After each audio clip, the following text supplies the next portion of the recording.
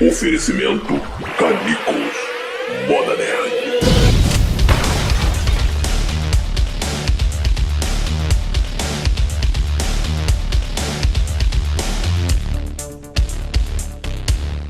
Tá na tela, tá na fala, tá na tela, tá de gala, tá maneira. Versão brasileira. Tá na roda, tá na lua, tá na moda, tá na rua de bobeira. Versão brasileira. Boa, gente boa, bom dia, boa tarde, boa noite, meu e do seu Gumercindo. Como é que é, seu Gumercindo? Não vai falar? Ué, mas por quê? Ah!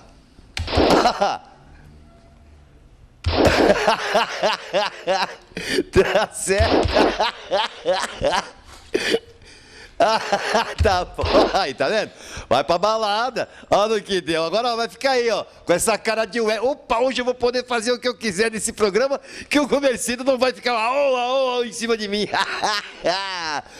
Calma, ó, seu Gumercindo não pode falar. Não pode, o médico mandou. Tem que ficar quietinho. Vamos lá! Vamos começar o nosso Versão Brasileira de hoje. Hoje, dia 9 de dezembro. Tá chegando o Natal. Olha o Natal chegando.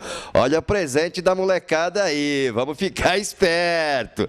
Hoje estamos com um programa um pouco mais recheado que o normal. Hoje nós temos 5 blocos, porque o nosso papo com Francisco Bretas foi longo e muito agradável, vocês vão adorar. E agora, já falei do nosso convidado, né? O nosso grande convidado de hoje, aquele, o esperado, tão pedido, Francisco Bretas. Mas, na verdade, fiz sim. Olha, a minha primeira lembrança de teatro que eu tenho, na verdade, talvez seja meio comum, mas eu fazia em fundo de quintal mesmo. Certo. Fazia pra molecada, copiava personagem de televisão. E cantando aqui no Versão Brasileira, no Vem Som Brasileiro, só um detalhe. Nem vem, não tem mais, já cansei de esperar. E estamos começando uma nova campanha. Quero que vocês ajudem nessa campanha. Vamos fazer um levantamento nacional. Versão brasileira. O que é versão brasileira?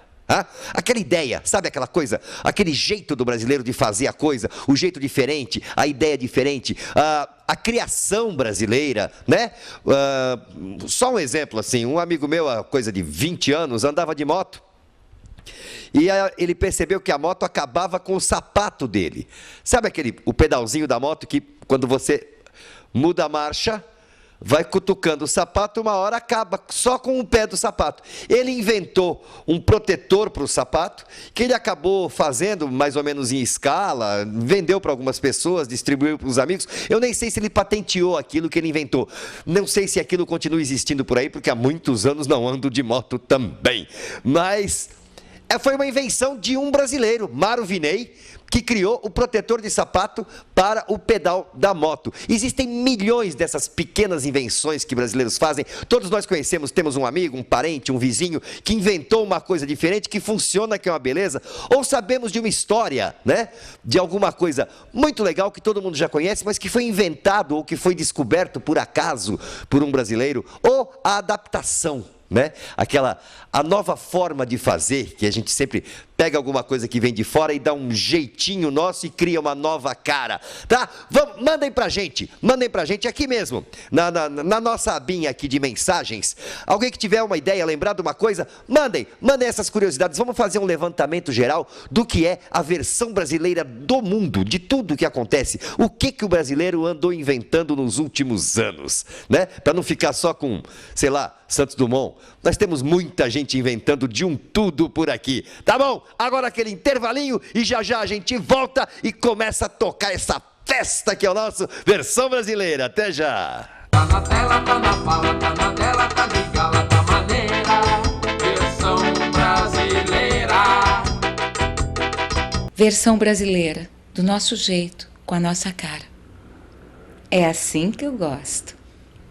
Versão brasileira de volta do intervalo, hoje dia 9 de dezembro. E nesta semana, como nós não tivemos um programa na semana passada, por questões técnicas e administrativas aqui da Capricórnio, não é? Vamos fazer o levantamento de aniversários dos que já foram e dos que estão por vir. Nós tivemos, dia 4 foi Lina Rossana, dia 5 Zódia Pereira, dia 7 Maria Paula, não é dubladora, mas é sócia aqui do nosso clube. Dia 10 Silvia Salusti, dia 12 Henrique Ogala e dia 14 Guilene Conti. Abraçaço para todo mundo, um beijaço, feliz aniversário a todos. Vamos lá rapidinho com as mensagens, porque hoje a coisa é corrida. Temos muito papo com Francisco Bretas pela frente. Vamos a uma mensagem do Danilo de Mauá. Ah, não, não é só o Danilo não, gente, desculpem. É a mensagem de um grupo.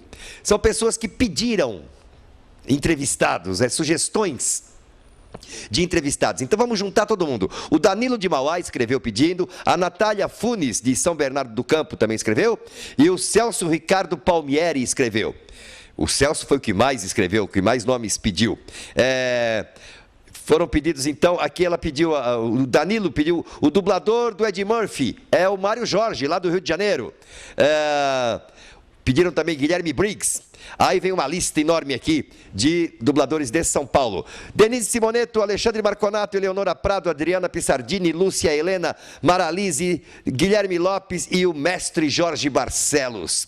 E pediu também gente do Rio de Janeiro, José Santa Cruz e Miriam Fischer. E pediu gente da velha guarda, aqueles ícones da dublagem, aquelas vozes que 2 gerações já ouviram desde criança.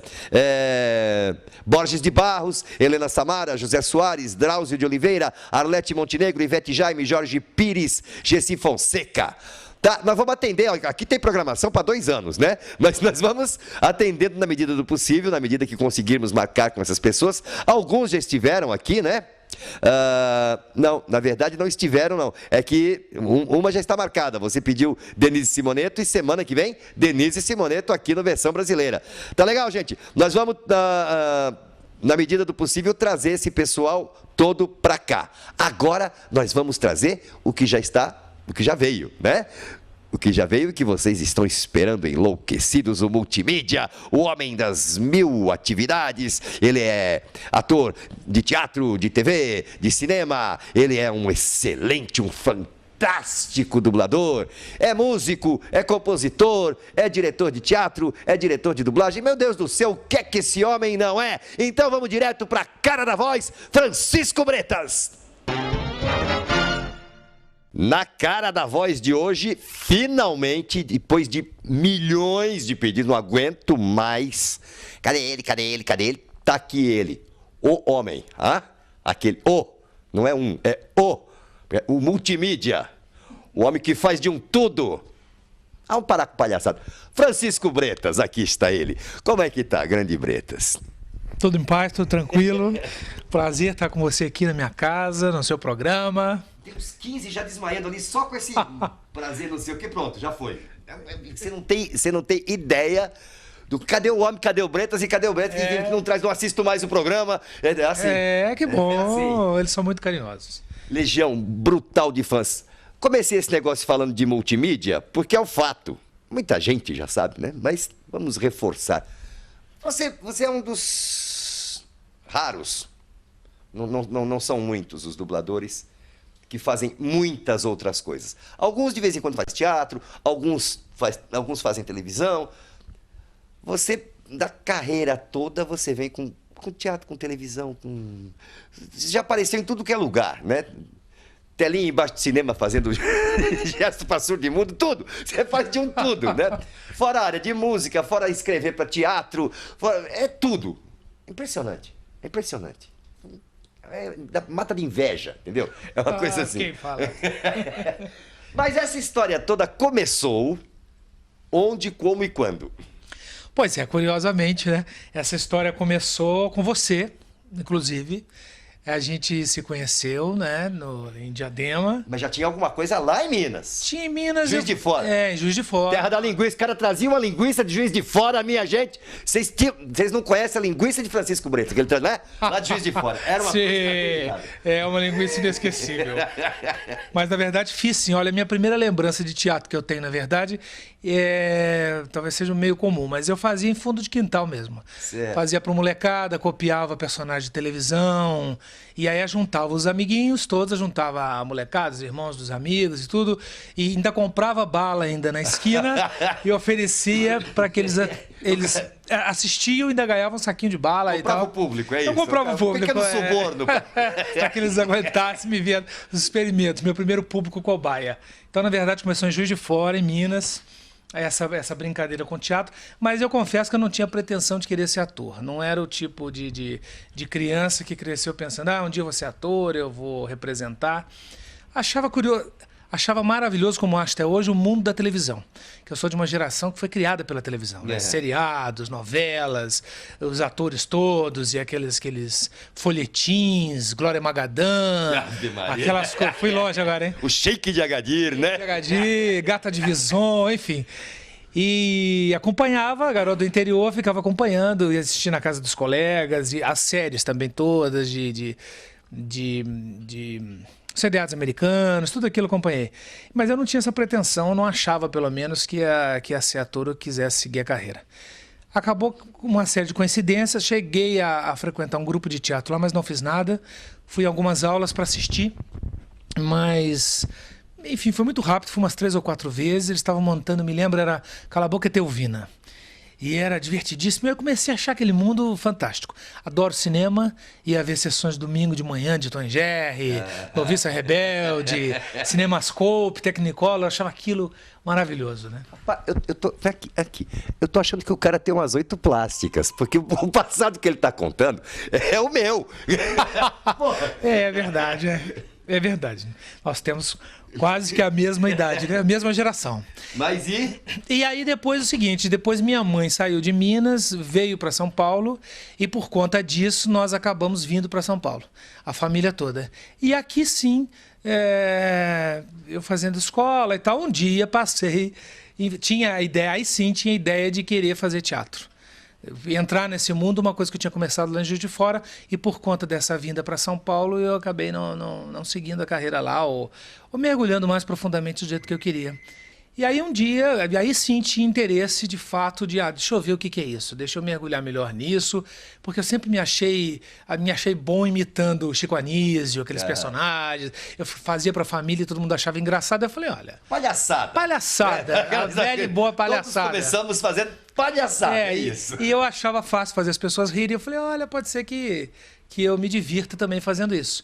E aí, um belo dia, passando em frente a uma escola, um teatro-escola lá em Diadema, tinha um cartaz escrito Precisa-se de atores. Eu falei, olha, eu vou ver o que é. E fui, entrei, e quando entrei lá, estava a sua mãe, Dulcimar Vieira, estava você lá. Se você lembra. Não, lembro, claramente. Eu, tímido pra burro. Eu só não tinha certeza assim, de que aquilo era realmente um começo. Era, o começo foi ali, é verdade, o começo foi ali. E eu super tímido, eu me lembro nitidamente que você estava com violão, me apresentei, Francisco Breto, Nelson Machado, Você falou, bom, você canta? Eu digo, acho que sim, acho que canto. Você falou assim, então cante qualquer canção. Eu falei, na hora me deu um branco absoluto. Eu falei, parabéns pra você. Como até hoje me dava, faz aí, não sei o que. Eu falei, não lembrava o que era. E eu acho que eu cantei Roberto Carlos, qualquer coisa. Acho que foi isso que eu cantei. E você me acompanhou ao violão e cantei. E sua mãe estava lá também assistindo, fiz um teste com a Dulce e passei no teste. E aí fui a minha primeira peça. Meu primeiro contato com atores profissionais, aliás, hoje eu estava lembrando que a primeira peça profissional que eu vi foi com sua mãe. E era O Santo Homem, no Senarte, com a Alna. Prado, Otto Prado. E era uma peça super pesada e eu fiquei olhando para aquilo, falei, meu Deus, mas como é que as pessoas podem fazer isso num palco, né? E a entrega daqueles atores, a sua mãe, que eu conhecia só como diretora, não conhecia como atriz, a Dulce, eu fiquei estarrecido de ver aquela entrega, ela fazia, parece que uma mendiga. Mendiga, todos eram mendigos. Mendigos, né? o cenário era lixo, meio lixo de verdade, assim, era uma Sim. coisa pesada mesmo. Era uma peça premiada, parece que a Foi. Auna ganhou prêmio, né? Foi. Olha, e eu fiquei encantado com aquilo. Eu falei, mas então é possível fazer uma coisa assim, né? E começamos a ensaiar. E o AEU foi a nossa primeira montagem. Você era diretor musical, você lembra disso? Foi um sucesso. Fizemos, viajamos. E foi meu primeiro contato com teatro. Depois disso, a Vicky Militello estava montando o Teatro de Cordel e você perguntou se eu queria. E aí, vamos enfiar o pé na profissão? Você tá... Sai de Adel, vamos para São Paulo. Vamos para São Paulo onde tudo acontece. Então, esse rapaz. Tudo culpa minha. Fica dizendo que é culpa minha. Mas é culpa dele. Assim, E aí você me trouxe para São Paulo e eu conheci também já no esquema mais profissional, teatro à noite, e aí foi o que foi, enfiei o pé na jaca. A história de reclamar que é tudo culpa minha, mas, porra, então aí já me dá me dá até uma coisa, porque veja bem que é do AEIOU andou até o Otelo, pelo amor de Deus, aquele Iago maravilhoso que você fez. É verdade. E depois para Dorian Gray e passando por... Você fez televisão? Não. Não, você fez espetáculo que passou para na TV. televisão, É isso. Eu fiz Macbeth no teatro, que isso depois passou na TV. Mas o comportamento de vocês naquele espetáculo, se a Anacleto soubesse, Se a Anacleto soubesse. foi o que eu assisti na cultura, o comportamento de vocês era um pouco voltado para Pro o teatro. fato de ter câmera ali. Tinha momentos em que havia reações e havia caras em que a câmera, ia certo. Aham. Então, pelo menos um ensaio para câmeras teve. Tínhamos. Era assim, era um teatro televisivo, mas era no meio do caminho, não era exatamente só teatro, né? Exatamente, Que tem essa história de que teatro filmado fica muito ruim, né? Tem essa lenda que toda vez que você filma teatro fica ruim. E tem algumas experiências, a própria cultura já fez algumas experiências com teatro filmado que ficaram muito boas. Essa, se a Anacleto soubesse, foi A Anacleto fantástico. soubesse, Vestido de Noiva, foi feito e é muito bom. A gente lá tínhamos uma diretora de teatro, que nesse caso do Anacleto era a Beth Dorgan, e tínhamos um diretor devia ter um diretor de televisão, Aham. que quem dirigiu lá na época, que nos dirigiu também em dublagem, de cabeça branca, me fugiu completamente agora o nome dele. Sérgio? O Galvão? Sérgio Galvão, sim. Ele estava fazendo a direção de VT e de imagem lá. Então nós fizemos, a gente ensaiava durante um mês, como teatro. Era um mês de ensaio. Na verdade eram 4 semanas.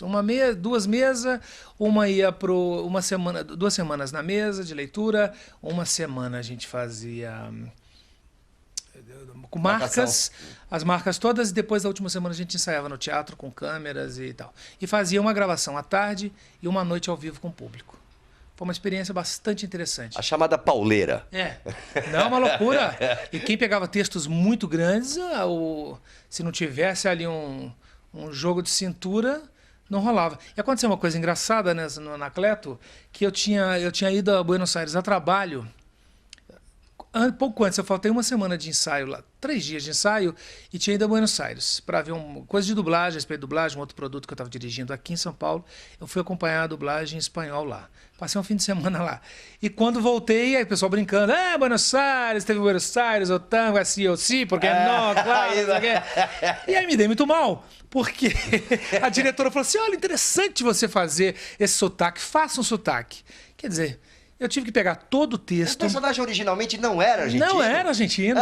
Não. Personagem carioca. Dos anos 50. Eu imaginava que ele era. Não. Aqui, ó, a Ana Luísa tá que nem doida ali, tá ela e os 2 nenês que estão na barriga. Pega ela aí. Ó lá, fim de bloco. Ela fica me apurrinhando a vida com esse negócio. Volta aqui. Então, vamos fazer aquele intervalinho e a gente volta com mais Francisco Bretas para vocês. Até já. Tá na tela, tá na fala, tá na tela, tá de gala, tá maneira, versão brasileira. Versão brasileira, do nosso jeito, com a nossa cara. É assim que eu gosto. Versão brasileira, de volta de seu intervalo. Vocês não se esqueçam que a gente responde mensagens que são enviadas aqui do ladinho, pela nossa abinha aqui. Clica ali mensagens, preenche, manda mensagem pra gente, que a gente vai bater um papo aqui, tá legal? Vamos falar com o Alexander Santana da Praia Grande. Grande Alexander! Gostei muito do programa com a Fernanda Bulara. Foi legal, não foi? Eu acho que todo mundo gostou muito. A Fernanda Bulara está com o quê? Com mais de 3.000 acessos já no programa dela aqui no site. Galera, gostou mesmo. Fiquei muito contente ao saber que já se divertiram muito aqui na terrinha. A terrinha que ele diz é lá, Baixada Santista, né? Saudade, saudade. Quando o filho pródigo retornará ao lar? Quando os fãs litorâneos terão a oportunidade de te conhecer pessoalmente? O pessoal do litoral já me conheceu pessoalmente, só que bem pequeno. E, para falar a verdade, não querem ver de novo, não. Aprontei muito nessa cidade, estou um pouco de medo de voltar. Mas a ideia é voltar, tá, Alexander? Para o ano que vem, com a nova TV Capricórnio, quando a gente começar com transmissões ao vivo, estamos começando, já, logo, logo. E com mais programação na TV, o Versão Brasileira a gente pretende fazer pelo menos um programa por mês, com plateia, com público e em lugares variados. Então a gente vai fazer como se fosse um show, um grande show. As pessoas vão poder ir assistir e conversar com vozes famosas e com outras atividades, números musicais e tudo mais, tá? Vai ser um grande show, vocês vão curtir e a gente está planejando para o ano que vem fazer isso, fazer um circuito aí, claro, evidente que Santos e Baixada Santista em geral está na lista, tá bom, Alexander? Bruno Blasio, do Rio de Janeiro. Fala, Nelson, gostei muito da entrevista com a Fernanda Bulara. Todo mundo, né? Gostaria de ver uma entrevista com a Cecília Lemes. A Cecília já esteve no programa, Bruno. Ela já veio. Logo no comecinho. Claro que uma hora ela volta. É claro que todo mundo uma hora vai voltar, porque ninguém, nesse espaço que nós temos no programa, conseguiu contar tudo que tinha para contar. É impossível. Tem que vir umas 10 vezes cada um para contar todas as suas histórias. Isso é legal. Gostaria que você divulgasse para todos no programa a comunidade da Aline Pina. Grande Aline Pina! Eu estava até esperando ele cortar, mas ele não corta. Olha lá, coitadinho, ele não pode falar. Grande Aline Pina, beijaço para Aline Pina. Tem uma comunidade agora, o Bruno criou a comunidade Aline Pina, lá no Orkut. Aí, gente, é o seguinte, aqui no site, naquela parte de notícias, onde fica rodando aquelas coisinhas ali, notícias, tá? Foram colocados alguns links das comunidades que de alguma forma estão ligadas ao programa. Então ali tem o endereço da comunidade no Orkut, do programa Versão Brasileira, o endereço da comunidade do seu Gumercindo. Calma, seu Gumercindo, não fica nervoso que piora a garganta. E colocamos ali também o link para a comunidade da Aline Pina, que o Bruno Blasio criou. Vamos entrar lá, galera, vamos entrar lá.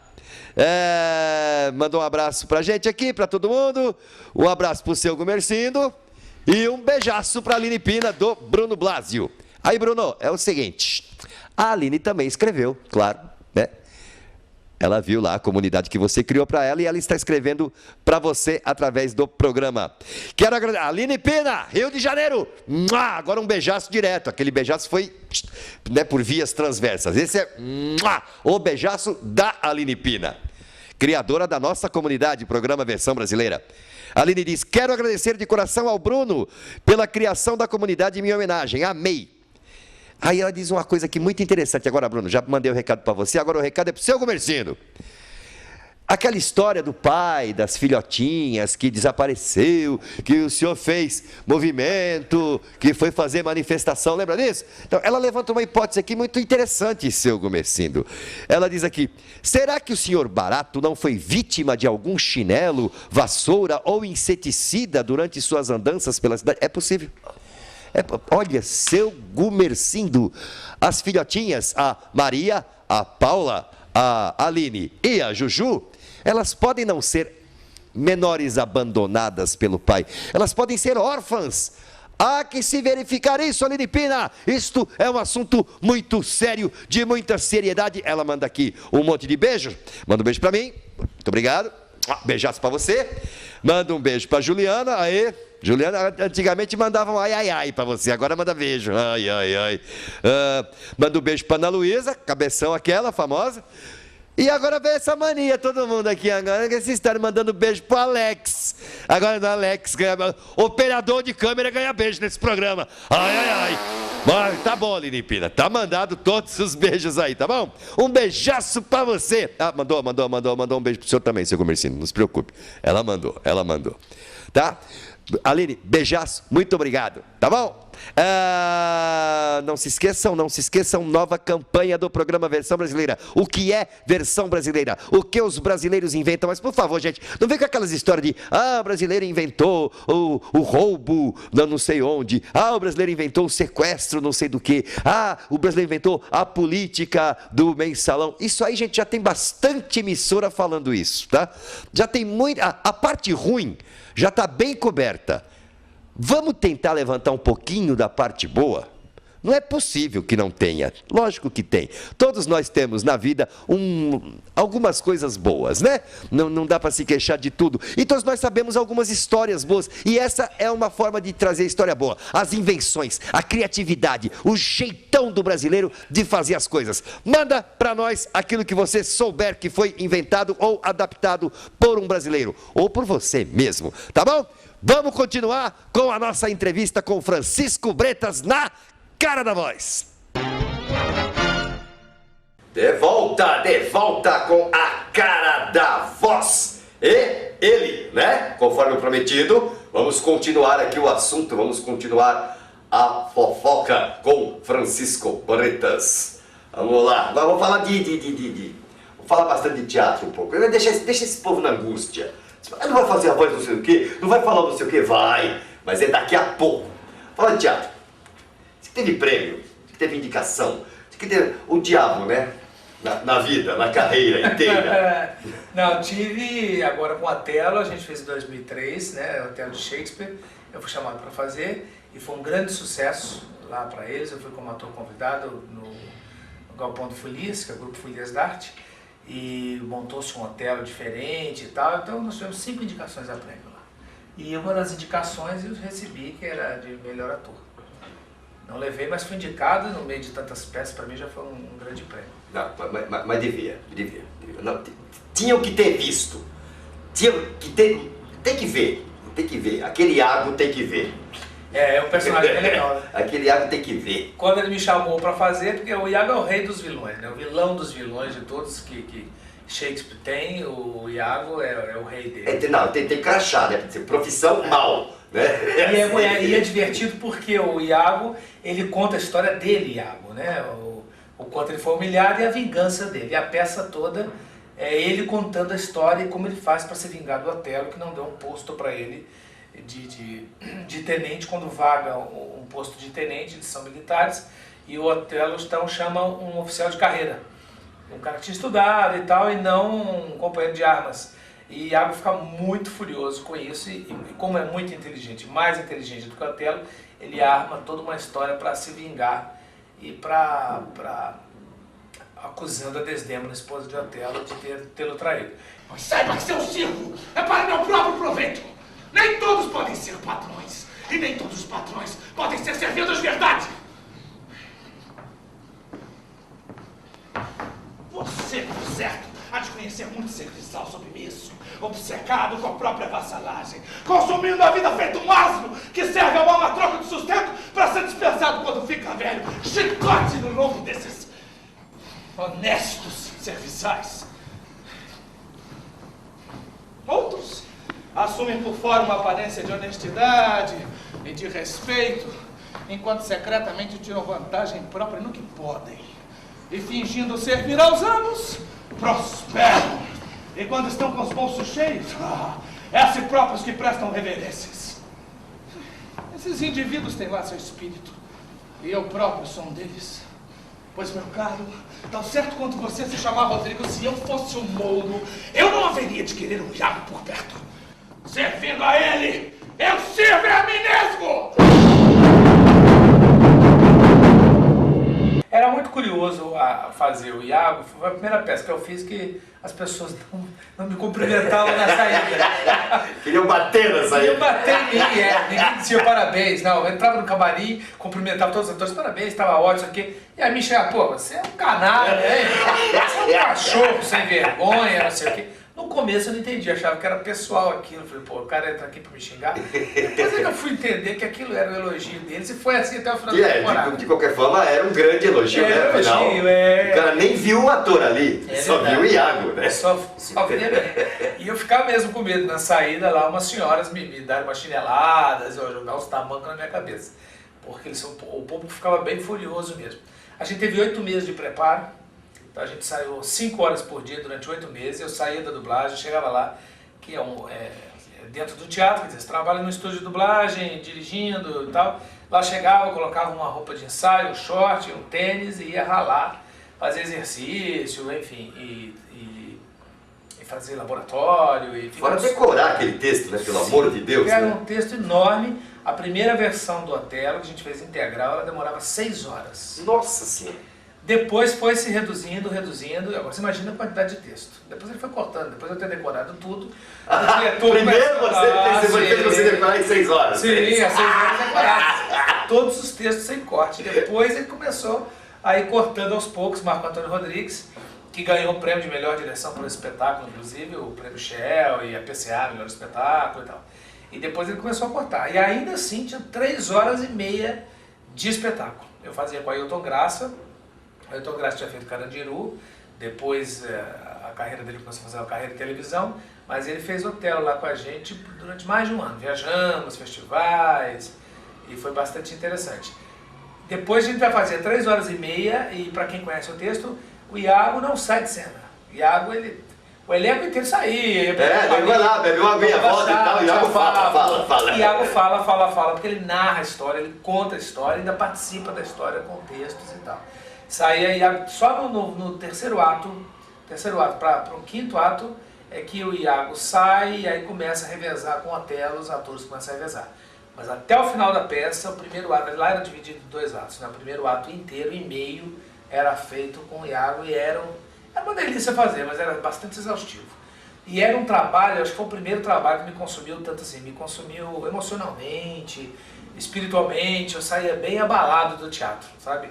Mesmo porque, por fazer um vilão, as pessoas ficavam ali numa vodoseira terrível, né? O famoso cara, zóio gordo tava todo lá. Esse cara é terrível, esse cara tem que morrer, filho disso, filho daquilo, esse cara não sei o quê. Esqueciam, né, que era um ator fazendo e tal. E eu saía de lá bem abalado. Como assim, né? Corcundinha, né? Saía... Vocês comentem mais ou menos 2,20 m, só tem aquele chinês que é mais alto que ele. Fora ele, não tem outro. Saia de lá com 1,5 m, assim, né? Saía. Curva. Saía bem exaustivo e foi um processo muito longo. Havia uma entrega muito grande. E eu vou revelar uma coisa que ninguém sabe, inclusive. Às vezes eu ia para debaixo do chuveiro ou voltava para casa e tinha crise de choro. Não por estar triste ou por nada. Uma coisa nervosa mesmo. Explodia, né? Assim, eu acho que o Francisco Bretas finalmente se libertava daquele Iago de 1h30. E eu muitas vezes vinha chorando mesmo pra cá, chegava na portaria aqui, limpava o rosto, tal, e entrava, porque eu sabia que era uma coisa que tinha a ver com a tensão nervosa e com a entrega do personagem. Nunca me deu isso em nenhuma outra situação. Você tem essa coisa assim, né, sabe?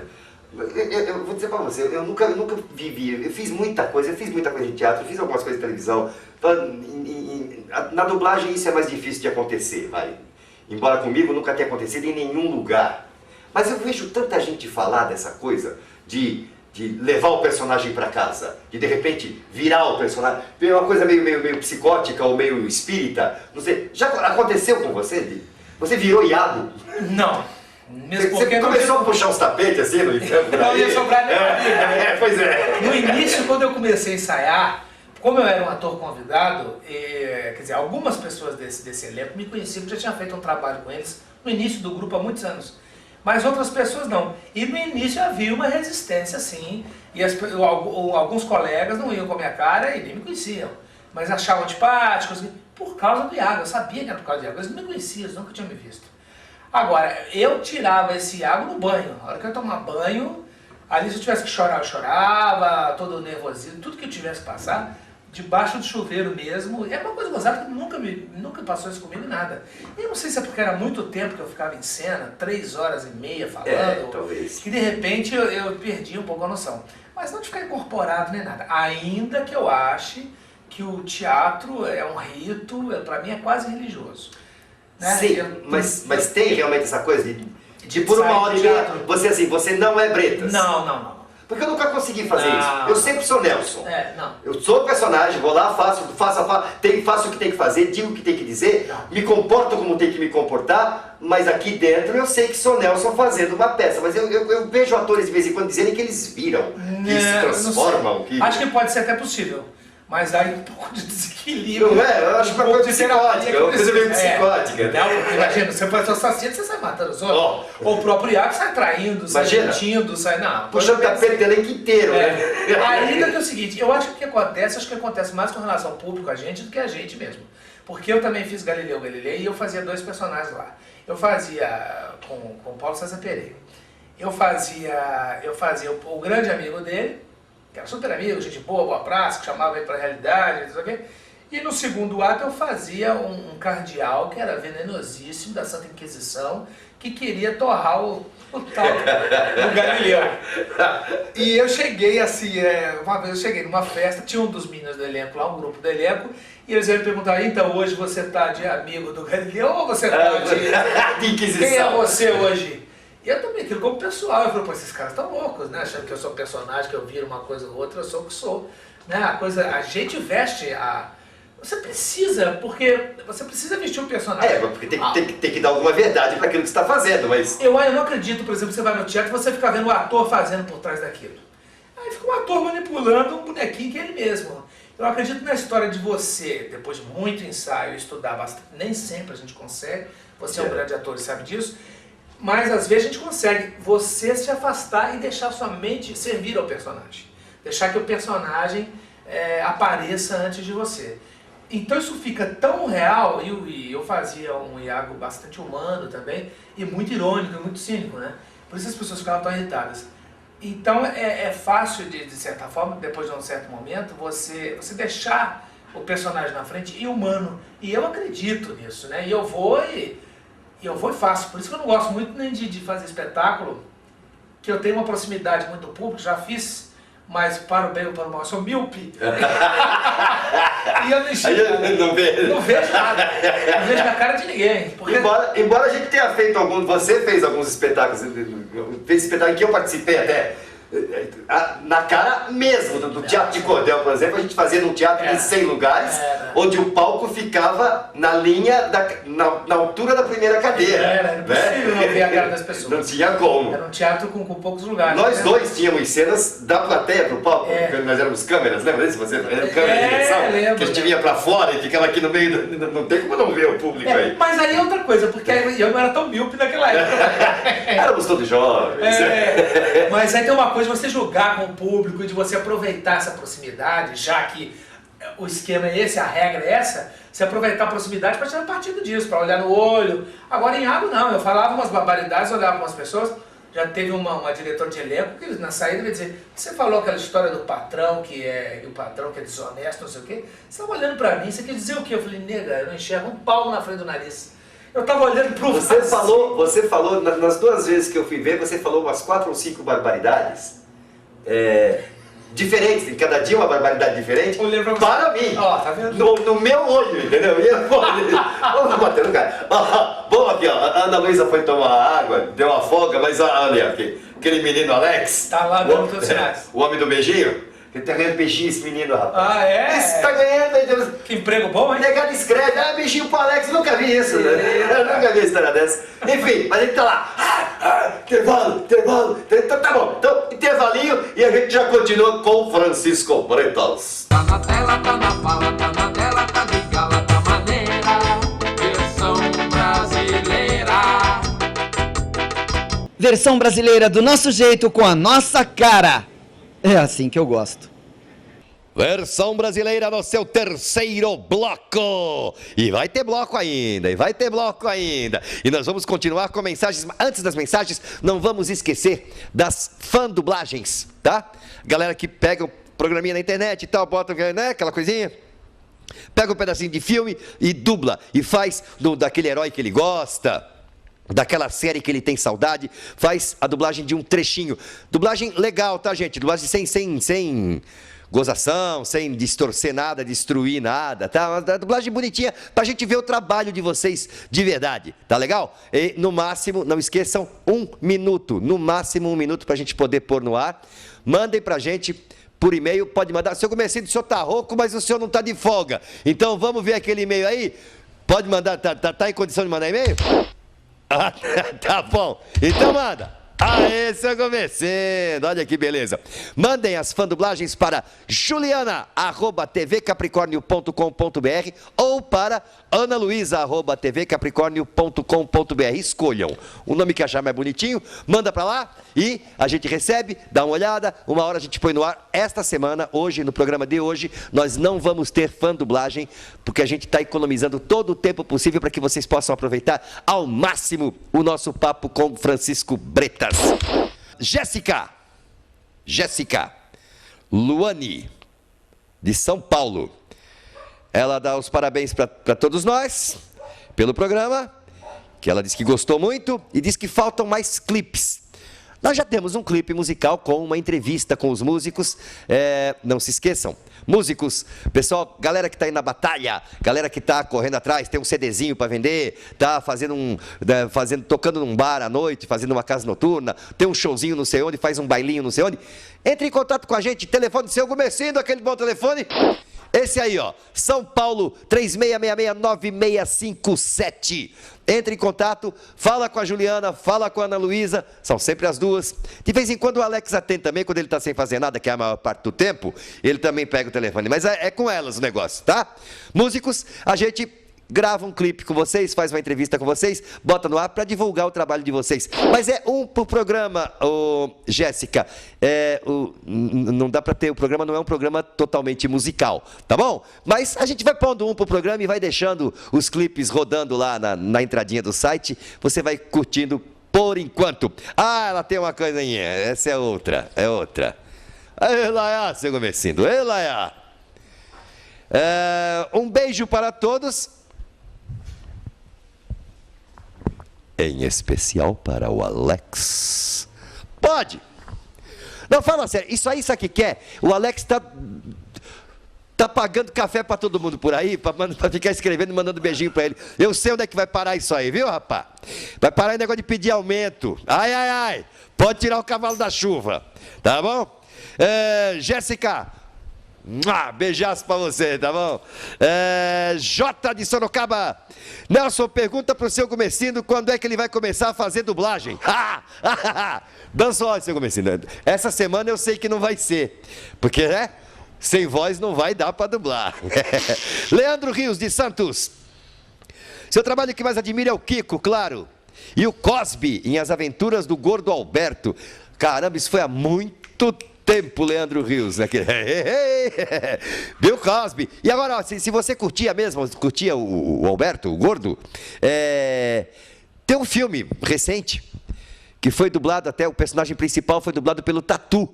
Um filme com o personagem, Alberto Gordo, com o desenho, e o desenho sai da tela e vira a gente, o Alberto e todos os amigos dele. Procure em locadora, tá em DVD, tá bom? Chama Alberto Gordo mesmo o filme. A minha pergunta é... tá legal, Leandro, desculpa, eu não vou ler a sua pergunta no ar, porque é um tema que a gente já repisou muito aqui, e eu peço licença a você para não tocar mais no tema. Eu podia simplesmente fazer de conta que essa mensagem não chegou, mas eu acho que eu devo uma resposta a você. Eu não vou tocar no tema, mas a resposta é Não, tá? Eu sei que isso até fica um pouco deselegante com os outros, com todos os outros internautas, mas ele está me perguntando sobre um acordo, sobre um trabalho, se houve contato, se não houve contato, e a resposta é não, não houve mais nenhum tipo de contato, tá bom? Qualquer notícia sobre negociações mal feitas não é verdadeira, não houve negociações, tá bom? Leandro Rios de Santos, legal, era isso. Ele manda um abraço para todo mundo e um abraço especial para o seu Gumercindo. Um abraçaço para você, grande Leandro. E agora nós vamos para a nossa parte, aquela que a Jéssica vai adorar. A Jéssica vai curtir, porque é a parte musical. Nós vamos ver o nosso papo com a banda, o grupo Só Um Detalhe, em Vem Som Brasileiro. Finalmente estamos aqui com Vem Som Brasileiro dentro do Versão Brasileira. Trocadilhozinho sem vergonha. Um dia a gente muda, mas parece que está funcionando. Eu disse finalmente logo na abertura porque demorou. Até o Alex se acertar com a câmera. Eu não sei que tanto fica mandando beijinho para Alex, beijinho para Alex, beijinho para Alex. Isso aqui tá um inferno por causa disso. Mas finalmente ele se acertou e nós estamos aqui com essa galera que está aqui atrás de mim. Vocês estão vendo, né? Um perigo, ó. 4 homens aqui atrás. Eu vou até chegar mais para lá para conversar com eles. Chama-se Só Um Detalhe. São 4 detalhes, mas o nome do grupo é Só Um Detalhe. Vamos conversar com esse pessoal aqui. Claro, hoje o Vem Som Brasileiro, muito mais brasileiro que qualquer outra coisa. Aquele bom samba, aquele bom pagode, né? Aquele vem cá minha nega, vamos chorar um pouquinho também, vamos, aquela dor de corno, né? Depois fica tudo de bem. Vamos lá conversar com eles sobre isso. Vem cá, Só Um Detalhe. Quem é quem? Vamos lá. Nós estamos aqui com Rodrigo, Thiago, Marcel e André. Quem é quem? Rodrigo, quem é? Levanta a mãozinha. Ou não fala eu assim na minha nuca, né? O cara, eu, na nuca. Para. O cara, Rodrigo, vou ficar de frente. Dá licença aqui, viu, minha gente? Porque esse negócio de eu na nuca. Thiago. Eu. Foi um eu mais maneiro esse, né? Esse foi um eu mais... Marcel. Eu. Quase não teve eu. E, claro, sobrou o André, não precisa nem eu, né? Sobrou você. Vamos lá. Quem que fala mais?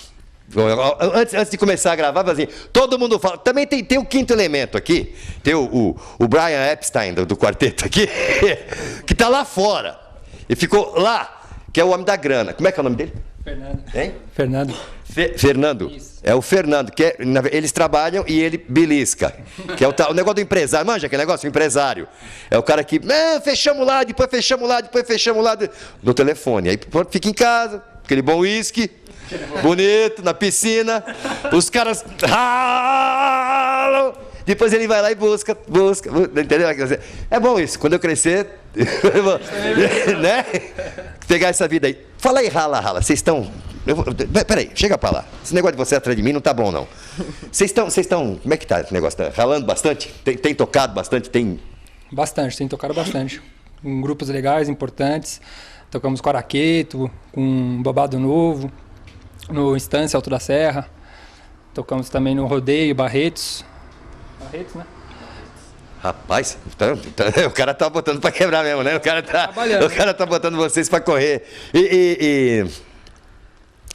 Assim, tem um local específico? Vocês têm feito uma casa, um local assim? Todo sábado, na Vila Olímpia, a casa chama Maeva. Tem nosso pagode de mesa lá, legal pra caramba. 4 horas da tarde começou o pagode de mesa. Muita mulher bonita. Peraí, vamos nessas duas coisinhas.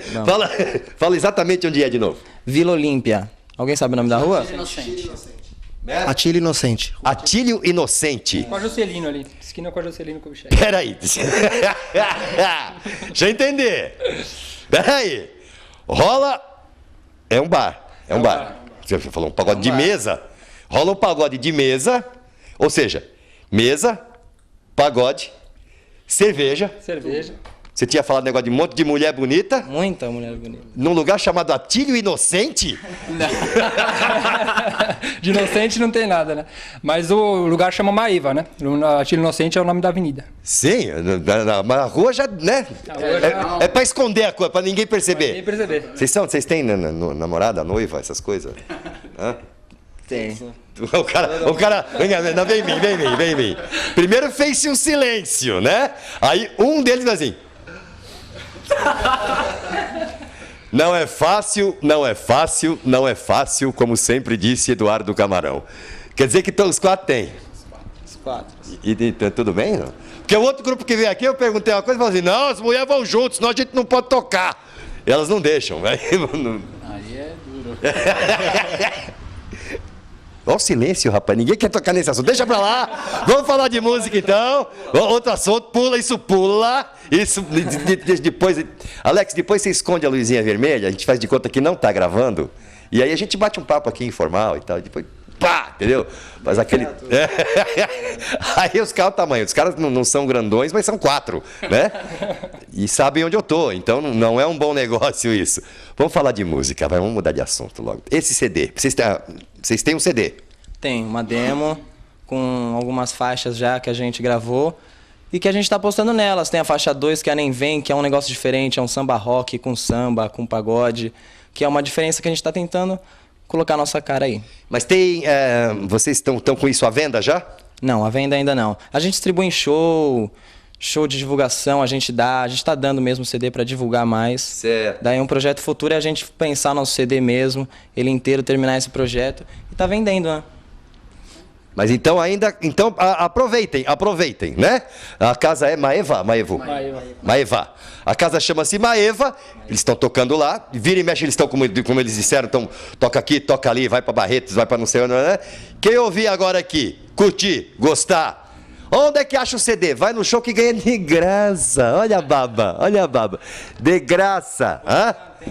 Aproveita que é por enquanto, daqui a pouco os caras arrebentam, aí 50 conto o CD, aí fica aquela palhaçada, porque só o empresário tem que levar mais ou menos 45%, 50%. Caramba! Então, né, tem que ser caro o CD, tá certo. Como é que é o nome do empresário mesmo? Fernando. Doutor Fernando, faz favor. Doutor Fernando tem que levar aquela, né, 50. Então tem que ser caro. Aproveitem agora que tá na faixa, aquele bom Vasco. Né? Vamos parar de palhaçada e vamos cantar, que é, né? Foi o que vocês vieram fazer aqui, não vieram aqui para ficar sendo pressionado, negócio de também, mulher, não sei o que, né? Chato. Vamos cantar? Vamos. Vamos cantar o quê? Nem Vem. Nem Vem. Então nem vem. Mas vem, canta aí.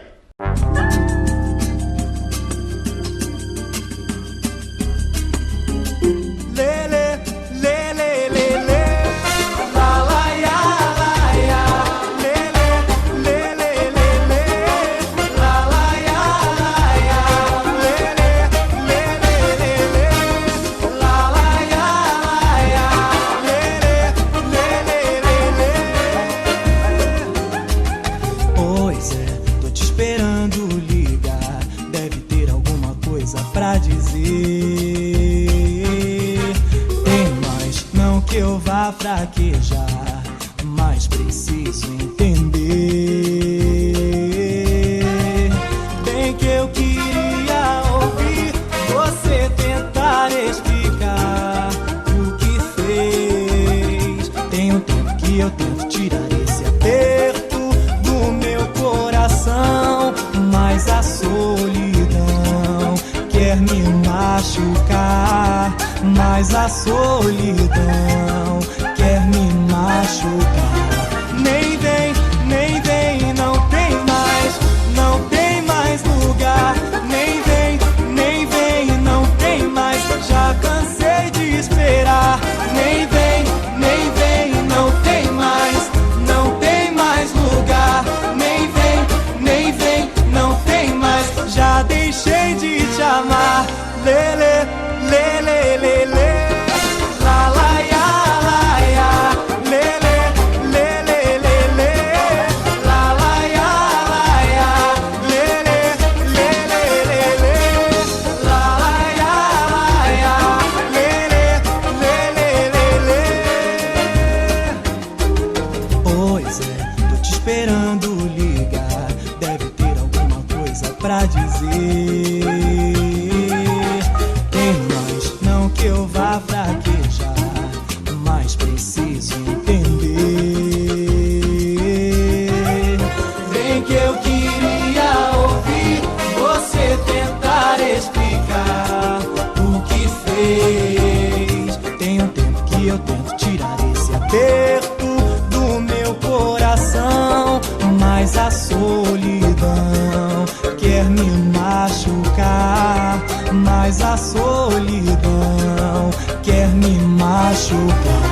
Nem vem, não tem mais lugar.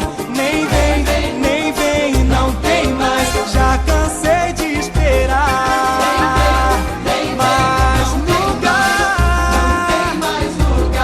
Nem vem, não tem mais. Já deixei de te amar.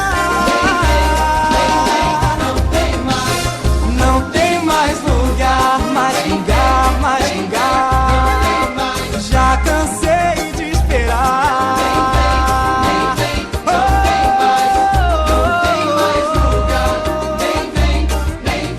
Não tem mais. Já deixei de te amar.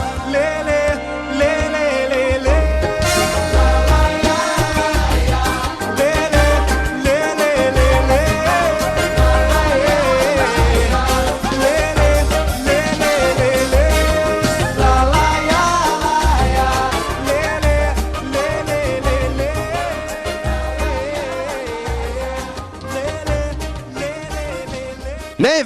Nem vem, só um detalhe. Viram só? Ó, gostaram? Curtiram? Então, vá atrás lá, procura o show, vê onde tá. Maeva, é a casa, é Atílio Inocente é o nome da rua, é Vila Olímpia? Vila Olímpia. Tá no site também, que tá tudo lá no site, hein? Fala o site. www.detalhe.com.br. Tá escrito aí que seu Gumercindo, mesmo à distância, ele funciona. Entra lá que tá tudo lá, o endereço dos lugares onde a gente tá fazendo show. E vai lá conferir, que é bom, é muito bom. E se curtir, aproveita, vai lá, confere, toma uma cerveja, bate um papo, participa do pagode e ainda leva um CD é de graça. Ó, dá licença que eu preciso. Ó, deixa eu vem cá. É de graça. Pensa que é fácil. Hoje em dia, nem pirata é tão barato, tá? De graça. Vai lá! Vai lá e assiste os caras. Gente, muito obrigado a vocês. Repete de novo. Já falou o site? Já falou. Falou o site. Falou o telefone de conta. Falou o telefone do Fernando? Deixa eu ver se eu lembro. Celular 8371-2244. Agora o outro... Peraí, repita. 8371-2244. Eu não sei nem se pode dar o celular, mas eu tô dando, entendeu? É o mínimo que o cara tem que fazer, porque 50%, pô. É o mínimo, certo? O telefone do escritório é 5562-2525. 5562-2525, São Paulo. Certo, tá? Quiser a garotada aqui, é só ligar para esse número, falar com o Fernando, acertar aquele preço altíssimo, porque os caras têm que cobrar caro, porque o cara leva metade, né? Então, fazer o quê? Né? E vamos voltar lá pro estúdio. Isso aqui é um problema. Esse aqui é o único programa que o cara chama ele mesmo no estúdio, tá? Alô, Nelson? Não, o Nelson não vai falar agora é intervalo. Mas depois do intervalo, Nelson Machado fala com vocês. Até daqui a pouco. Tá na tela, tá de gala, tá maneira, versão brasileira. Versão brasileira do nosso jeito com a nossa cara. É assim que eu gosto. Versão brasileira de volta, 9 de dezembro, sabadaço. E a gente aqui levando esse papo com vocês. Pobrezinho do seu Gumercindo tá ali desconsolado. Ele e sua baratinha, a Martina... Porque ele está sem poder falar. Ele fazer o quê? Caiu na gandaia, né? Caiu na gandaia, foi fazer o que não devia. Aí, ó. Sabendo que tinha trabalho no dia seguinte, agora tá aí, sem voz. Jururu, judiação, jururu. Oh, meu Deus. Vamos falar com Marcos Vicente de Guarulhos. Ele diz assim: já me disseram que uma programação, filmes, seja o que for, tem que ser dublada dentro do Brasil. Ou seja, não pode vir de fora já pronta. Ocorre que de uns tempos para cá eu tenho visto certos filmes antigos sendo redublados. Não sei se é assim que fala, mas redublados. É exatamente assim, tá? Redublados. Dublados novamente, né? Só podem estar vindo lá de fora, pois são de uma dublagem péssima. No Brasil não acredito que façam dublagens tão ruins. Essas dublagens a que me refiro são, aí ele fala um canal em que ele viu. Não há nada que se possa fazer contra isso. Ô, Marcos Vicente, primeiro não é bem assim, tá? Não existe realmente essa lei. Existiu até um projeto de lei que... Sabe como é que é, né? Roda, roda, roda, roda. E vai ficando lá, vai ficando lá, vai ficando lá. projeto existiu. A lei, exatamente, ela não existe. Mesmo que ela exista, ela pode ser aplicada para as TVs abertas, porque as TVs abertas estão em território nacional, certo? E transmitem para o território nacional daqui. Então tem como aplicar a lei, tem como vigiar, tem como fiscalizar.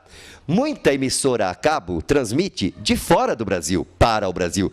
Transmite dos Estados Unidos, transmite do México, transmite de fora. Não tem como você fazer uma lei aqui que alguém obedeça em outro país. Isso não existe, tá? Isso é conversa fiada. E se o camarada dublou lá fora e pôs no ar lá fora, não tem como impedir por força de lei. Mas tem como impedir por força econômica. Emissoras que exibem trabalhos ruins devem ser eliminadas do consumo. A hora que essas coisas começarem a pesar no bolso, a hora que essas coisas começarem a incomodar no saldo, aí sim providências vão ser tomadas. Então, a única forma de se fazer alguma coisa é isso, não consumindo. Não, e assim, como qualquer produto, porque quando você compra um sabonete que tem um cheiro horroroso, você nunca mais compra aquele sabonete de novo. Quando você compra um sabão em pó que não faz espuma, você não volta a comprar daquela marca. Quando você compra qualquer coisa de uma marca que você leva para casa e aquela coisa não é satisfatória, aquela coisa é ruim, você não consome mais aquela coisa. Assim deve ser com a TV a cabo também. Se o serviço que você paga, não é um serviço grátis que te oferecem assim, é um serviço que você paga, é do seu bolso, sai o dinheirinho. Então, você tem que ter esse poder, você tem que ter essa decisão de dizer, tá ruim, não quero mais, ou, primeiro assim, tá ruim, muda, melhora, senão não vou querer mais. Tá bom? É a única maneira e é a melhor maneira. Leis, ordens, juízes, fiscalizações, essas coisas todas são sempre ajeitáveis. O consumidor deixando de consumir, isso não tem jeito. Isso não tem como. Aí eles dão um jeito. Tá legal, Marcos Vicente? Obrigado, abraçaço pra você. Gente, não vamos esquecer, vou insistir. Campanha nova no Versão Brasileira. Vamos mandar pra cá. O que é versão brasileira? O que é versão brasileira? É aquela coisinha do sapato que eu falei do meu amigo Mário Vinei? Isso é uma versão brasileira de alguma coisa? Mudar as coisas, dar um jeito, pegar uma coisa que já veio pronta de fora e dar uma ajeitada nela, para ela funcionar de um jeito que seja útil aqui, para cá. Isso é uma versão brasileira de alguma coisa, é a criação de um jeito novo de fazer alguma coisa, a invenção de um aparelhinho, de uma coisinha, de uma roupa, qualquer coisa que tenha sido criada, inventada ou adaptada por brasileiros, para brasileiros e que talvez até tenha ido para fora do mundo, né?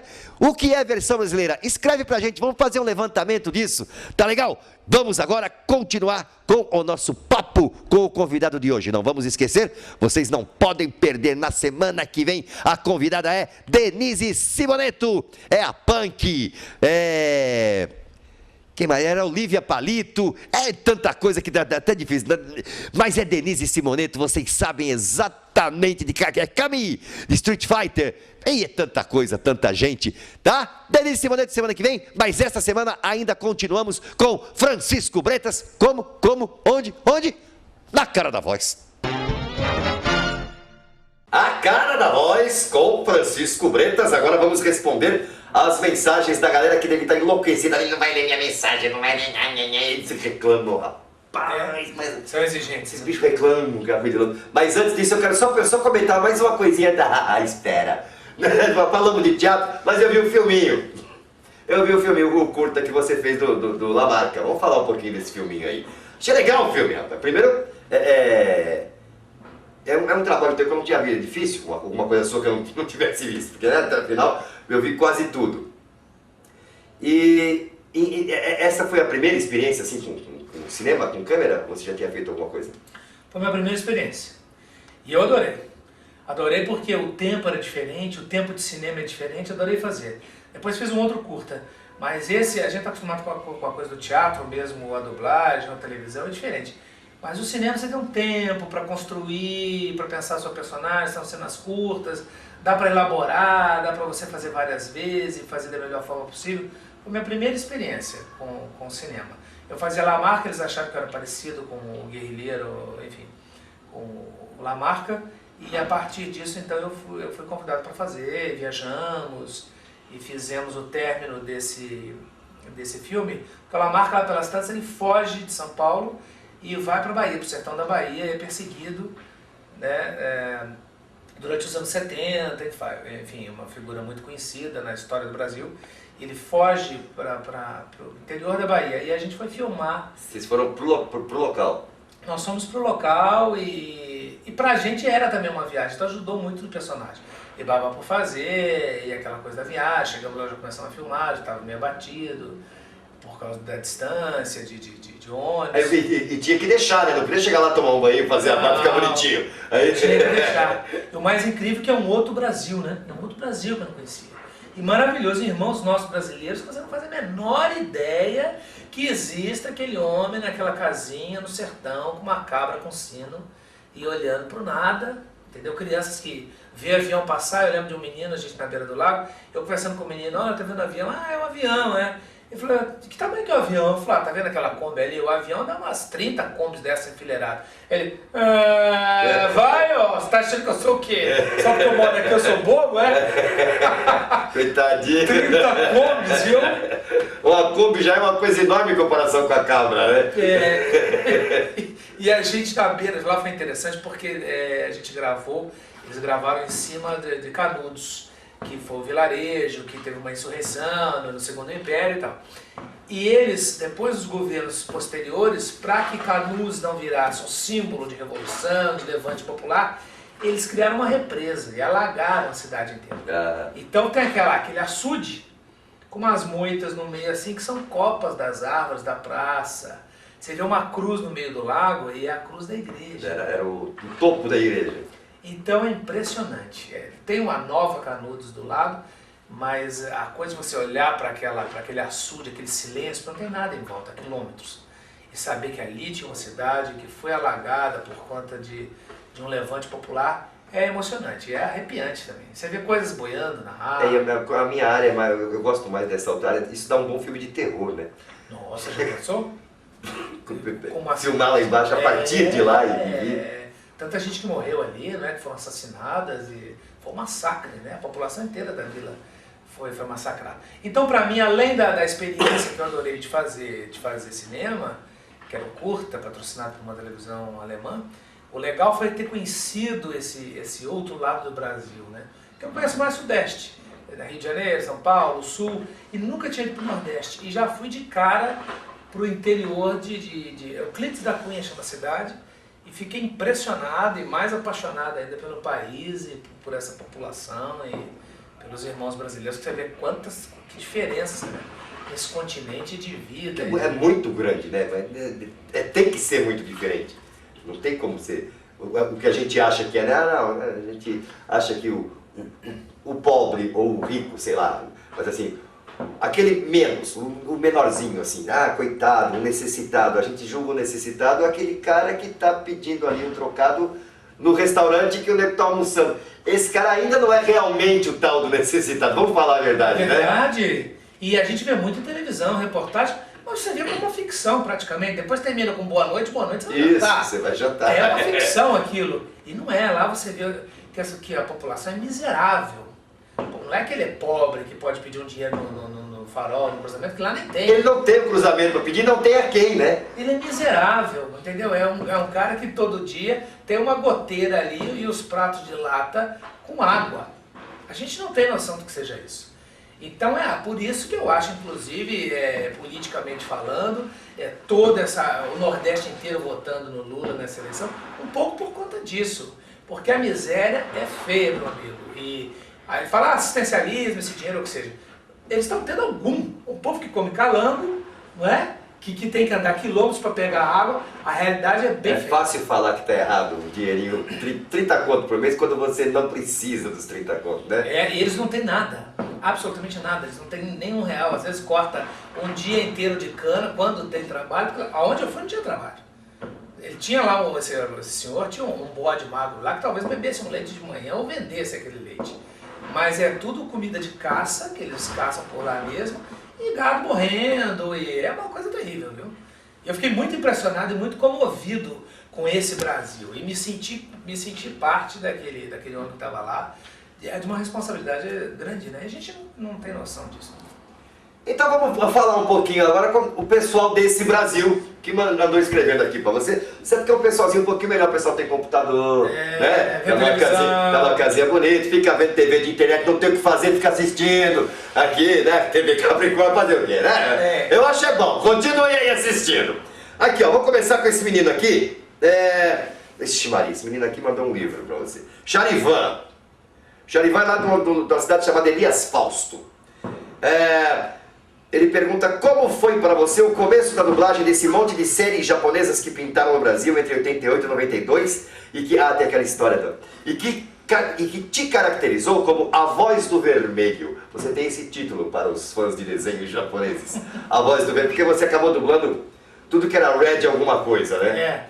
Então você estava lá nesse comecinho de coisa, você entrou bem no começo. Você pegou esses heróis japoneses todos no começo, né? Peguei bem no começo. Quando eu cheguei, eles tinham recém-terminado de dublar Changeman. E Jaspion estava começando, estava no meio da dublagem.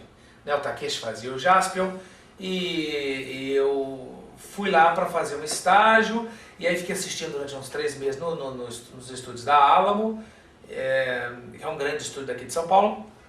E aí comecei a assistir Nair Silva, lá fazendo, junto com outros meninos lá, acompanhando aquele estado. Eu achava fascinante. Estar num lugar onde eu ouvia o pedido de café era Elizabeth Taylor.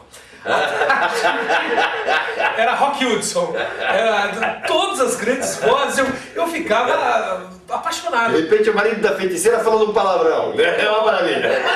Maravilha. Passei por isso, eu passei por isso. É mágico, é mágico. Porque eu também, na minha infância, quer dizer, uma geração, a nossa geração, foi criada por televisão. As primeiras séries, os primeiros enlatados, todos. Então essas vozes, aí quando eu conhecia, fui me dar conta de como eu conhecia aquelas vozes, como eu reconhecia. E como elas me acompanharam a vida inteira em programas e televisões. Hoje eu estou do lado de cá. Já te caiu a ficha disso, que você hoje está do lado de cá? Que hoje você tem esse povo que cresceu ouvindo você e que quando você fala em algum canto, o cara vira a cabeça assim, aquele personagem, isso aqui. Já te caiu essa ficha? Isso, está começando a cair essa ficha agora e quem me dá essa dimensão são os fãs. Porque os fãs ficam tão emocionados nesses eventos, eu não vou em muitos, mas quando eu vou, estive no Rio de Janeiro agora, semana passada, os meninos, a garotada fica muito emocionada e me mandam e-mails e Orkut dizendo, olha, você faz parte da minha infância, eu cresci ouvindo você de uma forma ou de outra influenciou a minha vida. Teve um menino que chegou a dizer lições que eu poderia ter aprendido, ou que deveria ter aprendido dentro da minha casa, eu aprendi com os Cavaleiros do Zodíaco, assistindo Cavaleiros do Zodíaco. Então isso dá uma dimensão da responsabilidade do artista, enquanto faz o seu trabalho, dessa comunicação imediata com os fãs, e dos desenhos principalmente, a coisa que tem mais viva dos desenhos somos nós. Tanto que eles confundem, acham que nós somos os personagens. Acabam misturando um pouco. E quando eu não respondi só a tua pergunta, é o seguinte, certo. Quando eu comecei, tava esse boom de desenhos japoneses, de tokusatsu, de filmes, de animes e tal. E aí o Liber Miguel, o saudoso Liber Miguel, me viu jovem ali, querendo fazer. A Nair já tinha me visto fazer uma coisinha que ela me jogou lá na fogueira para fazer. Eu assustado, fiz uma cena de um filme que ela estava fazendo. Eu achava fascinante, como eu acho fascinante até hoje, ficar vendo aquelas estrelas brilhando, enfim, várias, né? E Maximira, e Arlete Montenegro, e feras, né? Dublando, ficava... E a sensação que eles devem ter, eu ficava vendo aquela voz saindo daquelas pessoas, e parecia que eles estavam sendo dublados, né? Tá errado, né? A voz não é dessa cara. Essa voz não pode sair dali. Que voz é essa? E existe uma magia nisso, de você ouvir aquela voz, que você é apaixonado por aquela voz, porque te marcou a vida inteira, saindo de um outro corpo, que é o dono da voz. Que era o verdadeiro dono desde o começo, né? É como se você tivesse uma pequena joia, fazendo uma alegoria, uma pequena joia, você conhece a embalagem daquilo, né? E aí você vê que a embalagem não tem nada a ver com o que carrega lá dentro, né? Ou tem a ver. E eu fiz vários Red. O primeiro que ele colocou para eu fazer foi os Flashman. Eu fiz, coincidentemente, Red Flash, junto com Camarão, Laranjeira, Lúcia Helena, Cristina Rodrigues, e a gente dublava juntos. E eu enfiava o pé na jaca, porque no Japão, primeiro que eu não podia perder aquele emprego e aquela chance que ele estava me dando. Isso você não pode faltar, hein? Você vai ter uma escala e não pode faltar. Eu falei, não vou faltar. E eu precisava trabalhar e precisava, em mais essa área, poder aprender mais alguma coisa, né? E aí, quando tinha que pedir da reflação flash, Cosmic Vulcan, as palavras de ordem, eu dava os gritos de guerra lá que balançava o estúdio. Até hoje eu mantenho isso. Uma vez um fã falou isso, pô, parece que o Bretas está dentro da história. Ah, pra mim eu tô mesmo. Eu gritava lá dentro e chegava a pisar no pé dos colegas, de fazer uma coisa. Eu acreditava mesmo e o Líbero regia a gente. Foi uma época bem gostosa. E eu comecei ali. Não sei por que cargas d'água, talvez por essa coisa da liderança, ter feito e ter feito direitinho. O Líbero me deu depois Gogol Red, que era os Gogol 5, depois Red Mask, que era os Maskmen. Tudo que era vermelho. Tudo que era vermelho foi. E um dos meninos, acho que foi até o Charivan mesmo, mandou uma carta dizendo que existia um rapaz que fazia esses tokusatsu, ele fazia dublê, e ele fez vários dublês desses. Fazia dublê de vários personagens desses. E ele era conhecido como o Red Boy, fazia os vermelhos. Ele fazia sempre os vermelhos, por né? isso talvez ele me chame de Red. E hoje aqui, ó, vê como é que é a vida, hoje por acaso estamos aqui entrevistando o cara com o microfone vermelho, entendeu? E o outro tá ali feito doido. Hoje nós vamos quebrar tudo que é regulamento, tá? Vamos para mais um intervalinho aqui, mas eu vou continuar. Vamos fazer mais um bloco, Francisco Bretas. Se eu corto o papo de outra coisa, eu não quero saber, mas vou terminar essas mensagens, vamos falar mais com esse cara. Vamos lá. Até já! Tá na tela, tá na fala, tá na tela, tá de gala, tá maneira, versão brasileira. Versão brasileira, do nosso jeito, com a nossa cara. É assim que eu gosto. Versão brasileira de volta e não vamos nem perder tempo, minha gente. Olha, a coisa tá corrida porque temos muito papo com Francisco Bretas. Gente, tem mais gente que mandou muita mensagem, estamos recebendo muita, graças ao bom senhor, né, seu Comercido? Pois é. Estamos recebendo mensagem de monte aqui. Não dá para responder todas num programa só, tá bom? Algumas mensagens que não foram respondidas, se você mandou uma mensagem e não viu a resposta, não fique chateado. Semana que vem a gente já montou com as próximas e a sua mensagem vai ser respondida sim. A sua dúvida vai ser tirada aqui no programa, não tenha dúvida disso, tá bom? Mas hoje nós vamos pular direto para o nosso quinto bloco e vamos continuar o nosso papo com Francisco Bretas, finalzinho de A Cara da Voz. Mas aqui, ó, bloco extra, tá bom? É por causa do tamanho do cara, ele é muito grande, precisa de mais um bloco, não tem jeito. Francisco Bretas, Charivan, no bloco anterior a gente conversou, respondeu, falou, mas eu esqueci de falar uma coisa, que você, na verdade o Charivan fez como eu disse, não era uma carta, era um livro, né? Não foi um e-mail, foi uma coisa imensa, não daria para ler tudo aqui, então ele pediu, ele sabendo disso, ele pediu que imprimisse e entregasse para você, já está entregue, tá? Foi entregue no meio desses intervalos aqui, ele não leu ainda, lerá, deverá... Eu vou respondê-la. Né?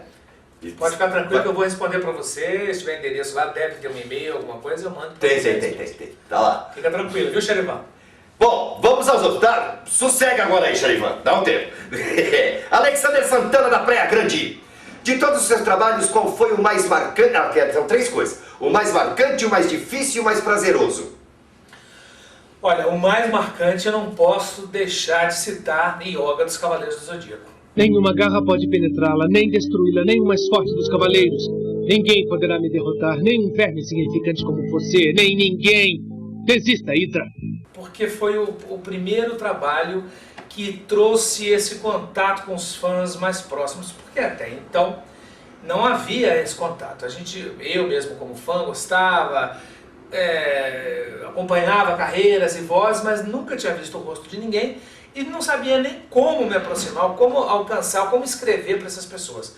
Com Cavaleiros do Zodíaco, na verdade, foi essa. Começaram a ligar para o estúdio, o Baroli, muito generoso, deixava as pessoas, os fãs irem até lá, as pessoas passavam os telefonemas, não é? Nem todo estúdio é assim, lá era assim, na Foi a época que teve o surgimento também da revista Herói, que acabou fazendo matérias com dubladores e fotos lá na Gota Mágica. Né? E eu lembro de uma menina que me ligou, do Sul, Milene Daibert, não me esqueço o nome dela, foi a primeira fã que me ligou, E ela emocionadíssima, falando comigo e tal. Eu achava muito estranho aquilo tudo, como é que ela podia estar emocionada, falando comigo. Eu não ligava na minha cabeça uma coisa. Eu dizia para ela, você nunca me viu? Ela falou, nunca te vi, mas sempre acompanhei o seu trabalho. E todos os filmes que você fez, eu sabia que era você. E depois mandou para mim uma lista de pontas que eu fiz, de trabalhos, nem eu me lembrava. Não é Nunca Te Vi, Sempre Te Amei. Não é um filme, é a vida de Francisco Bretas. É verdade. Hoje em dia essa menina tá uma menina muito inteligente e teve um fato tão interessante que ela queria muito me conhecer. Ela mora em Santa Maria, no Rio Grande do Sul, a Milene. E ela queria muito me conhecer, não tinha como, não tinha condições de vir. Ela entrou num concurso de uma rádio que estava dando uma passagem para que se viesse ao show do Elton John, veja você, aqui em São Paulo. Ela entrou nesse concurso, mandou milhares de cartas e ganhou as tais das passagens. 2 passagens e estado em São Paulo. Ela veio, e se você pensa que ela foi ver o Elton John... Ela usou o tempo para conhecer Francisco Bretas. Para me conhecer. Aí já você, passou um dia comigo, eu, ela e a mãe, e eu levei na ala, me mostrou os estudos, mostrei como é que funcionava. E ela chorava, ela tinha 15 anos, ela chorava quando me viu assim, emocionadíssima. E eu também emocionado de ver aquela menina que veio de tão longe para me conhecer, né? E para conhecer o dono da Voz do Yoga e o meu trabalho. Yoga tem grito, tem bordão? Tem! Manda aí! O Yoga, o bordão dele mais famoso, atenção, fãs, é pó de diamante! Rapaz, eu ia um pó de diamante perfurante. Vamos lá. Você falou do mais marcante, é o mais difícil. Mais marcante, o mais difícil eu acho que foi Jim Carrey no Mentiroso. Tinha umas cenas, foi inclusive direção de Eduardo Camarão. Tinha uma cena, tem uma cena muito difícil que é feita dentro de um que ele vai para um julgamento e a história é que ele não consegue falar a verdade, ele mente todo o tempo, então ele é muito franco e ele só se prejudica com isso. Tem uma cena que ele tem que usar da mentira para não poder falar a verdade e ganhar a causa, ele é um advogado. E era uma cena que ele faz 1000 caretas, aliás todos os filmes ele faz careta para chuchu, e ele fazia 1000 caretas e cuspia, e falava, e gritava, imitava coisa, e era muito rápido. Então essa cena eu me lembro claramente que eu fiz várias vezes, que era muito difícil. Porque além de sincronizar, além de você ler, além de você interpretar, você ainda tem que vestir a cara dele com a sua voz. Então se ele fizer uma careta qualquer, a sua voz tem que acompanhar isso. É aqui. Faz isso muito bem, fez Jerry Lewis tantas vezes. E você sabe o que eu estou falando, é dificílimo, porque eles não sabem que vão ser dublados. E tem uma coisa de fazer tudo, porque eu não posso... É tudo muito rápido, você tem que fazer tudo sem respirar. No tempo dele, não no seu, né? E naquela época não tinha computadores, não tinha, era tudo DA, ou seja, errou, volta e começa a volta, faz de novo. Não tem edição, não tem local de edição. Então esse foi o mais difícil, eu acho, de todos que eu fiz. Foi mais difícil, tecnicamente falando, né? E o mais o quê? Mais prazeroso. O mais prazeroso. Olha, eu fiz um desenho, pouca gente viu, mas eu fiz um desenho que se chama O Crítico, que é a história de um crítico de cinema. É, muito legal aquele desenho, é muito legal. É muito inteligente, são poucos episódios, e eu adorava fazer. Eu ia ter uma voz para ele, fiz um teste, peguei, era um gordinho, careca, passou na TV fechada. Eu fiz vários pequenos convidados, né, nessa. E ele fazia crítica dos filmes, ele era um idiota total, se dava mal sempre, e eu me divertia muito fazendo. Era bem legal. E foi muito prazeroso fazer, tive muito prazer em fazer. André Reinaldi, de São Caetano do Sul. É que ele fala, não fala de dublagem. Ó, que coisa estranha. Veja você. Ele fala sobre a peça Retrato de Dorian Gray. Ele pergunta 2 coisas. A primeira é coisa bem não é de profissional, é de quem está se encaminhando. O André Reinaldi está se encaminhando, ele faz curso, ele está fazendo curso de dublagem, inclusive. Ele quer saber se foi um bom retorno de público. O Retrato de Dorian Gray. Foi um sucesso absoluto. E fiz também ao lado de um outro colega muito querido, excelente ator, que é Sérgio Rufino, que é o dublador do Doug. Ele também fez comigo a peça, fazia um outro personagem. Olha, foi maravilhoso, esse é um texto, teve poucas montagens. Quem puder ler, leia. O Retrato de Dorian Gray, de Oscar Wilde, é um livro fascinante. O teatro nem mostrava absolutamente tudo, só pegava a espinha dorsal que não dava para fazer. Mas olha, nós estreamos em maio, éramos para ter ficado até agosto, fomos até novembro numa prorrogação. Ainda abriu-se mais um dia à noite por pedidos de fãs, que a gente fizesse também à noite. Então foi a primeira vez que teve um espetáculo juvenil, que era levado no SESI, aqui em São Paulo, na Fiesp, na Avenida Paulista, também às quartas-feiras à noite. Foi um sucesso absoluto e não acabou. Vamos fazer ainda 11 viagens pelo SESI a partir de fevereiro e ainda pegamos também mais um prêmio. Sabe para onde? Sabe para onde as viagens? Ah, não sei não.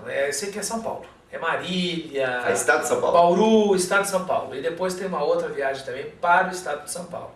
A ideia é de se fazer algumas capitais, no Sul, Rio de Janeiro, Salvador, mas isso é só plano ainda, não tem nada certo. Mas olha, teve retorno sim. E tive muito contato, alguns iam assistir a peça e não sabia que eu era dublador e reconhecia a voz, e ficavam enlouquecidos depois em nos procurar lá na saída do teatro para falar com a gente, pedir autógrafo e dizer sobre Cavaleiros do Zodíaco e sobre os tokusatsu todos. Vamos aqui, vamos ver esse aqui. Não, era pedido para mim. O cara, o Sandro Gonçalves, imperador de Porto Alegre, tchê. É lá depois. Não é comigo o negócio, rapaz. Isso aqui a gente fala depois. Depois, negócio de fazer chunk aqui. Ninguém vai fazer risadinha de chunk. Se liga. Papo é com Francisco Bretas. Vamos ver o que ele tem aqui. Sou um super fã dos trabalhos de Francisco Bretas, principalmente o Yoga e do Google Red. Sucesso para vocês e que a dublagem brasileira melhore cada dia mais, assim como esse programa, que a cada semana alcança uma perfeição imensa. Olha só, uma perfeição. Muito obrigado, grande imperador. Francisco, poderia fazer o Google Red gritando alguns de seus ataques? Ele tinha ataques, o Google Red? Vários ataques. É mesmo, é? Era atacado o Google Red? O que era do Google Red? Eu não lembro mais, viu? Eu não lembro. Se você me tivesse colocado... É muito difícil, gente. Vocês têm que escrever uma frase que vocês querem que diga, que aí a gente lembra. A gente não consegue lembrar tudo. Não lembro mais, não. Google Red, Maskman, foi há muitos anos. Eu não lembro mais. Foi em 87 isso. O que mais que eu tenho aqui? Não lembro mais. Daniel Bittencourt de Brasília. Ó.